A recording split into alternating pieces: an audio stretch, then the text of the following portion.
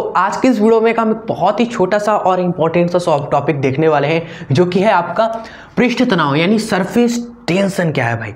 Tension बिल्कुल ही नहीं लेना है स्टूडेंट्स, टेंशन लेना नहीं है, टेंशन देने का। एक डायलॉग है ना, टेंशन लेने का नहीं, टेंशन देने का। यही डायलॉग याद रखें और फिजिक्स में टेंशन आप मत ले, अच्छे से समझेंगे, ठीक है। याद आपको नहीं करना भाई, सरफेस टेंशन क्या है हम आपको अच्छे से बता देंगे इस वीडियो में, आपको याद हो जाएगा। क्वेश्चन क्या आता है? क्वेश्चन यही आता है कि पृष्ठ तनाव से आप क्या समझते हैं, उदाहरण के द्वारा समझाइए। इसका मात्रक, इसका विमित सूत्र पूछा जाता है, ठीक है। फॉर्मूला वगैरह भी देख लीजिएगा क्योंकि न्यूमेरिकल भी बनते हैं तो फॉर्मूला काम आता है। चलिए स्टार्ट करते हैं इस वीडियो को। और स्टूडेंट्स, मेरा नाम अभिषेक गुप्ता है, ग्रेजुएशन BSc मैथमेटिक्स और जो कॉलेज है बनारस हिंदू विश्वविद्यालय से, ठीक है। चलिए भाई, तो इस वीडियो को कर देते हैं आप स्टार्ट। देखिए पृष्ठ तनाव क्या है, देखिए आप देखिए क्या लिखा हुआ, पृष्ठ तनाव यानी पृष्ठ में क्या हो जाए, खिंचाव उत्पन्न हो जाए, ठीक है। लाइक एक उदाहरण से आपको बताते हैं, उससे ये याद हो जाएगा आपको, ठीक है। उदाहरण आपने देखा होगा भाई, जब आसमान से पानी की बूंद टपकती है तो गोल ही टपकती है कि नहीं, गोल एकदम, ठीक है, गोल टपकती है ना। अब क्यों वो इस तरीके से नहीं होती, क्यों वो पानी की बूंद भैया हमारे इस तरीके से क्यों नहीं आती भैया? क्यों स्टूडेंट्स, पानी की जो बूंद है आसमान से, बादल जब गरजराते हैं तो पानी की बूंद क्यों ही गोल हमारी टपकती है नीचे? क्यों गोल टपकती है? क्योंकि स्टूडेंट्स पृष्ठों में खिंचाव आता है। अब ये खिंचाव कैसे आया? पृष्ठों में तनाव आता है, जो पानी का बूंद है उसके सारे चारों तरफ से पृष्ठों से खिंचाव आ रहा है, सभी पृष्ठ सिकुड़ना चाहते हैं। अब क्यों?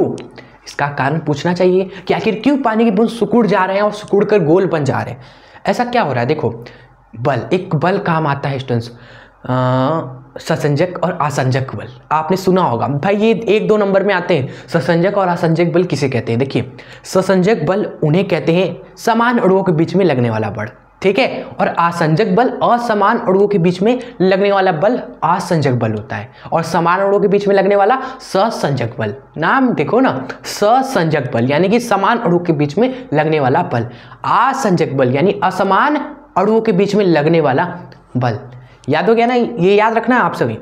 तो द्रव में क्या होता है, द्रव के जितने भी सारे अणु हैं वो आपस में ससंजक बल आते हैं, क्योंकि भाई द्रव के अणु एक समान अणु है तो वो सब आपस में एक बल लगाते हैं, ससंजक बल। समान अणुओं के बीच में लगता है बल, और उस बल के कारण जो पदार्थ है उसका पृष्ठ हो जाता है सिकुड़, अपना क्षेत्रफल क्या करता है, कम करता है। क्या होता है स्टूडेंट्स? क्षेत्रफल करता है कम, क्षेत्रफल करता है कम। कैसे कम होगा? जब वो स्टूडेंट्स क्या करेगा, सिकुड़ेगा।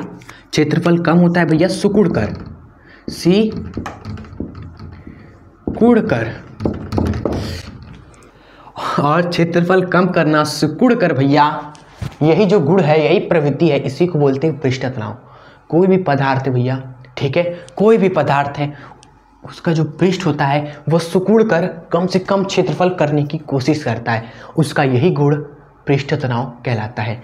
यही गुण स्टूडेंट्स, यही जो विशेषता है, गुण खाना नहीं है, देखना है, यही गुण आपका क्या होता है स्टूडेंट्स, पृष्ठ तनाव कहलाता है, यही प्रवृत्ति, ठीक है। चलिए जैसे ठंडी की मौसम चलिए तो आप लोग भी सिकुड़ रहे होंगे, ठीक है, रजाई में रहे होंगे, तो वो जो गुण आपका है वो आपका गुण है भाई, द्रव का गुण हो गया।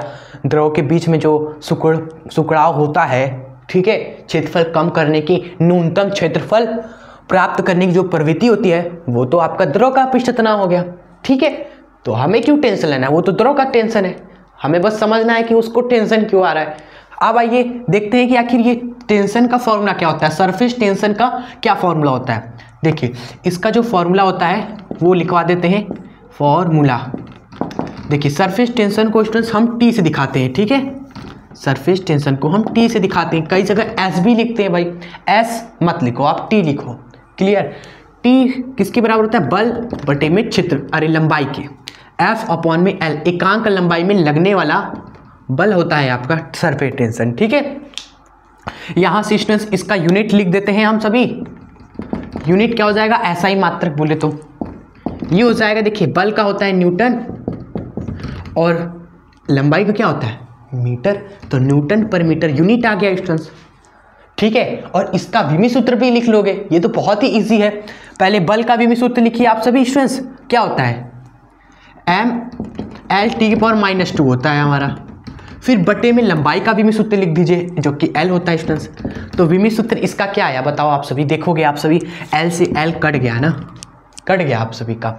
तो इसको हम क्या लिख सकते हैं, इसको हम लिख सकते हैं स्टूडेंट्स क्या, M L लिखोगे लेकिन उसकी घाते 0 हो जाएगा क्योंकि कट गया, फिर t पर -2 ये हो जाएगा इसका विमीय सूत्र। ठीक है, खत्म। अब बस इसके उदाहरण देख लेते हैं।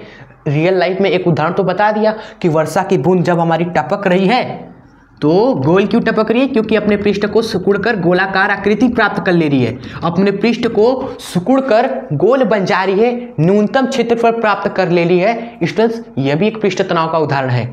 कैसे लिखेंगे आइए लिखवा देते हैं, लिखेंगे आप सभी। पहला एग्जाम्पल कि वर्षा की बूंद का सिकुड़कर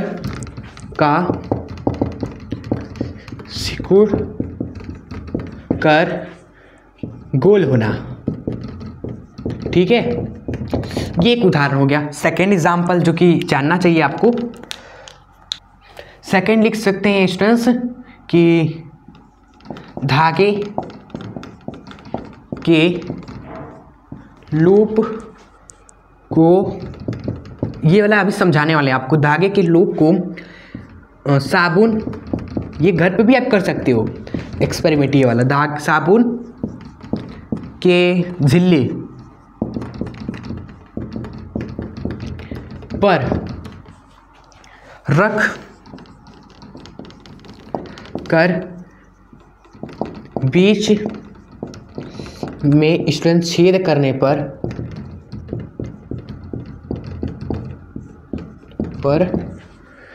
लूप का तुरंत वृत्ताकार हो जाना। ये याद मत करना, अभी आपको बता देते हैं। जैसे वर्षा वाला आपने समझ लिया ना, उसी तरह इसको भी समझ लेंगे हम सभी। देखिए ये वाला एग्जाम्पल हमने बता ही दिया आपको। इस वाले में समझना ये है ना कि अगर आपने एक साबुन का झिल्ली बना दिया, ठीक है, जैसे बचपन में बुलबुले फुलाने के लिए आप इस तरह झिल्ली बनाते थे, फिर ऐसे फूंक मारते थे ना, तो वो जो झिल्ली है वो साबुन का झिल्ली होता है। तो इसी तरह एक आप क्या ले लीजिए, ढक्कन ले लीजिए। ठीक है, ढक्कन ले लिया, साबुन का घोल बना लिया और उस ढक्कन को साबुन के गोल में से निकालो, तो उस ढक्कन के ऊपर एक परत आ जाएगी स्टूडेंट साबुन की, उसको बोलेंगे झिल्ली। अब वो झिल्ली पर क्या करना है आपको, एक लूप डालना है, धागे का एक गोल सा लूप बना लो आप सभी। धागे का एक पतले धागे का इस तरह से गोल सा लूप बना लो और उस लूप को झिल्ली पर रख दो आप सभी। ठीक है, लूप को आपने उठाया, लूप को आपने उठाया स्टूडेंट्स, देखो लूप को आपने उठाया और इस तरीके से जो आपने झिल्ली बनाया था वो झिल्ली पर स्टूडेंट्स क्या किया, रख दिया। अभी रखा है, ये लूप गोल सा लूप है लेकिन अभी रख दिया। ठीक है, अब क्या क्या स्टूडेंट्स, ये जो लूप है ना इसके बीच में आपने छेद किया, ये जो लूप है उसके बीच में स्टूडेंट्स छेद कर दिया। छेद करने के बाद क्या होता है स्टूडेंट्स, ये जो आप देख रहे हो ऐसे गोला वृत्ताकार नहीं है, छेद करने पर इस धागे के हर एक एरिया पर, इस धागे के हर एक एरिया पर क्या लगता है, एक फोर्स लगता है, तनाव बल, जिसके कारण स्टूडेंट्स ये फैल जाता है। ठीक है, और गोल हो जाता है।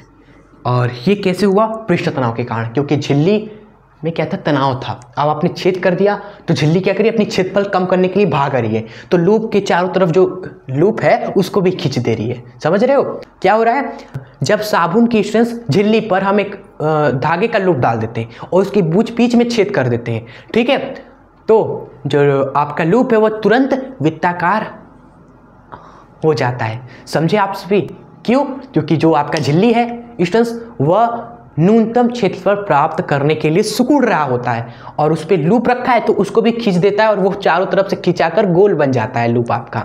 ठीक है, ऐसा कुछ है। आप एक्सपेरिमेंट देख सकते हो, यूट्यूब पर भी एक्सपेरिमेंट किया गया है, मैंने भी देखा है, कॉन्सेप्ट क्लियर हो जाएगा आपका। मिलते हैं एक और नए धमाकेदार वीडियो में, तब तक के लिए जय हिंद, वंदे मातरम।